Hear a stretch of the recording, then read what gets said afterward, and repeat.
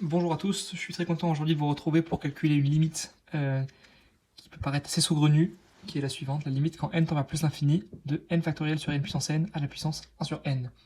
Donc d'abord je vous laisse vous convaincre que c'est une forme indéterminée. Si on remplace n par plus l'infini, dans la parenthèse on a plus l'infini sur plus l'infini, mais ça c'est pas ça qui va nous déranger plus que ça, parce que bon, n factoriel c'est n fois n-1 fois n-2, ainsi de suite jusqu'à 2 fois 1, et n puissance n c'est que des n. Donc c'est largement supérieur à ce qui est au-dessus, ça va tendre vers 0 ça. Et 1 sur n, ça va tendre vers 0 aussi, donc on a 0 puissance 0, et ça c'est une forme indéterminée. Donc il y a un prérequis pour cette vidéo qui est de connaître la formule de Riemann pour des aires. Pour ça, j'ai pris un exemple, là c'est la courbe d'une fonction f, et on va chercher à approximer l'aire délimitée par l'axe des abscisses, la droite x égale a, x égale b, et la courbe de f. Pour ça, on va faire des rectangles. On va décider de découper cet espace en n rectangles. Donc chacun il aura une largeur de donc b moins a divisé par n, si on découpe de manière efficace, et une hauteur, donc de, par exemple ici, f de a plus b moins a sur n, ici ça serait f de a plus 2 fois b moins a sur n, donc là c'est a plus b moins a sur n, ici ça serait a plus 2 fois b moins a sur n, et ainsi de suite, jusqu'à ce qu'on arrive à b. Et pour avoir l'aire totale, du coup, en fait, il faudrait rendre ce nombre de rectangles infini, donc avec une largeur toujours plus petite, et donc faire la somme de tous ces rectangles.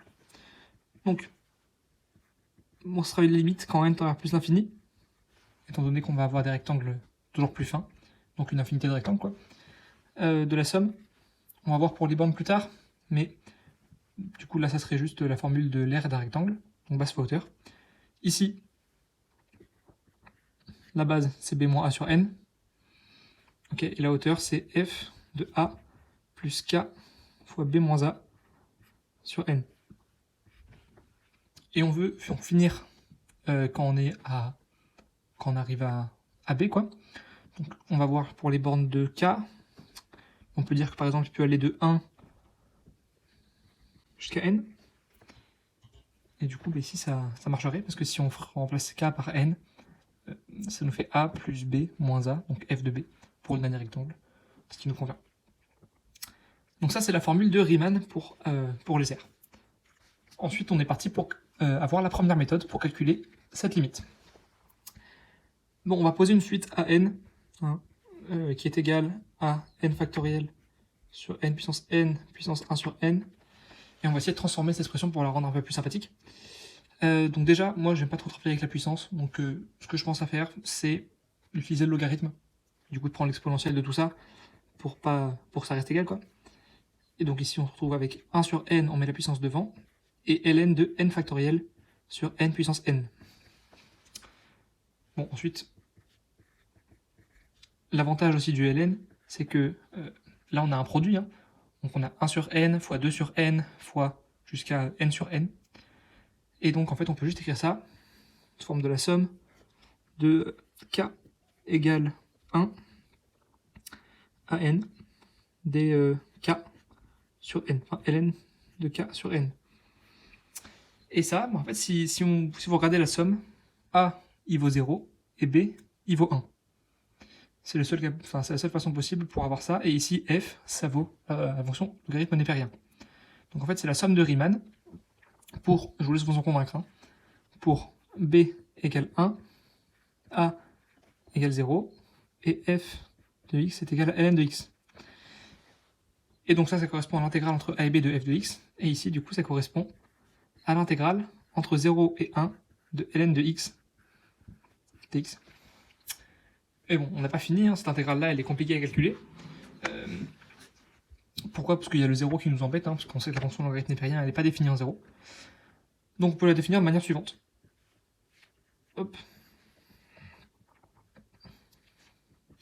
On peut trouver une primitive par intégration par partie, c'est pas obligé de la vidéo ici, je vais juste vous la donner, si vous la connaissez pas déjà. Ça fait x fois ln de x moins x, entre 0 et 1. Et ici, en fait, on peut juste dire que c'est la limite quand b, donc je prends b, tend vers 0 plus, de x ln de x moins x entre b et 1. Voilà, c'est pareil. Donc donc on va littéralement remplacer par les valeurs. Si on remplace par 1, ici on a 1 fois ln de 1, donc 1 fois 0, moins 1. Donc on a juste moins 1 ici. Ensuite on a moins, et là, on va devoir gérer la limite. 0 plus 2. B ln de b moins b. Bon, ici je pense que le terme qui va poser problème, c'est clairement le b ln de b, plus que le moins b.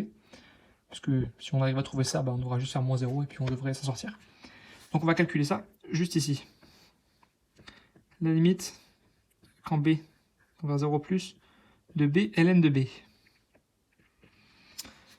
Ça, je crois que c'est une formule du cours, hein, mais si vous ne l'avez pas vu, c'est pas grave, on peut utiliser la règle de l'hôpital. Hop, ln de b divisé par 1 sur b. Les expressions sont égales.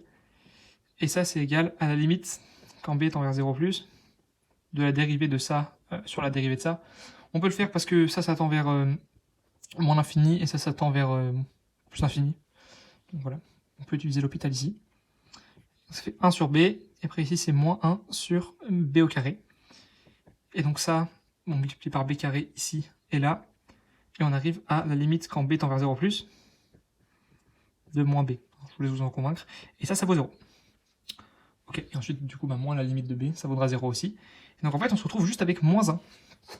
Et donc du coup, vu qu'on a cette intégrale qui est égale à moins 1, et en fait la limite de an, c'est exponentielle de moins 1. J'ai fait une petite erreur ici, hein. Quand je passe d'ici à là, c'est bien, du coup la limite, quand n tend vers plus l'infini, de an et plus an, parce que voilà, pour la somme de Riemann, on a quand même la limite avant. Donc ça c'est important. Et donc ça vaut du coup 1 sur e. C'est la première façon de calculer cette limite qui paraît impossible. En fait, ça se fait plutôt bien. Il faut juste penser à passer à l'intégrale, c'est quelque chose qui est assez compliqué. J'avoue, l'idée ne vient pas de moi, hein. J'ai vu ça sur internet, mais je pensais que j'allais vous la partager. Et maintenant, on va voir une deuxième méthode qui n'est pas moins élégante que la première, qui utilise la formule de Stirling. Alors la formule de Stirling, c'est une formule pour approximer n factoriel pour des grands nombres, puisqu'en fait, n factoriel, il va être équivalent en plus l'infini à une certaine expression. Équivalent, ça veut dire que ça se comporte pareil. Hein. Par exemple, si vous trouvez, je sais pas, que la limite, quand x tend vers plus l'infini de f de x, moins 2x, ça vaut 0, on peut dire que du coup, f de x, en plus l'infini, il est équivalent à 2x, il se comporte pareil. Ça, c'est important, et la formule de Stirling, elle utilise ça pour des factoriels. Donc ça, c'est la formule de Stirling, elle est quand même assez belle, hein, parce qu'on voit qu'il y a du pi, du e, et on se demande d'où ça sort, quand même, on est que avec un factoriel au début. Et la démonstration, bon, c'est pas l'objet de la vidéo, je vais pas la faire ici, mais elle est assez belle aussi, parce qu'elle utilise les intégrales de Wallis. Je vous invite à regarder ça si ça vous intéresse. Peut-être que je ferai une vidéo dessus, on verra. Donc cette formule-là, elle va nous intéresser ici, puisqu'on peut remplacer littéralement n factoriel par cette expression-là, quand n tend à plus l'infini. Du coup, ça veut juste dire que voilà, la limite, enfin bref, il se comporte pareil, quoi. Donc, la limite de base, qui est la suivante, n factoriel sur n puissance 1 sur n, elle devient donc racine de 2pi n sur e à la puissance n divisé par n puissance n à la puissance 1 sur n. Et donc ça, si on réécrit un peu différemment, ça fait racine de 2pi n fois n sur e sur n à la puissance n, le tout à la puissance 1 sur n. Donc par distributivité de la puissance, bon, je n'arrive pas de limite à chaque fois parce que ça m'embête, mais bien sûr rigoureusement il faudrait le faire. Puissance 1 sur n, et donc si c'est tout simplement égal à 1 sur e à la puissance n fois 1 sur n, bon ça c'est équivalent à 2pi n à la puissance 1 sur 2n, et ça c'est 1 sur e. Donc il nous reste à montrer que cette expression-là tend vers 0, puisqu'on sait que le résultat qu'on doit avoir à la fin c'est 1 sur e. Donc 2pi n puissance 1 sur 2n, c'est pareil, on va se débarrasser de la puissance exponentielle de 1 sur 2n fois logarithme népérien de 2pi n. Bon, c'est exponentielle de 1 sur 2n fois ln de 2pi, plus 1 sur 2n fois ln de n, pardon. Donc on a cette expression-là à la fin. Bon, ça c'est évident que ça tend vers 0 parce que on a 1 sur quelque chose qui tend vers plus l'infini, fois une constante, donc 0.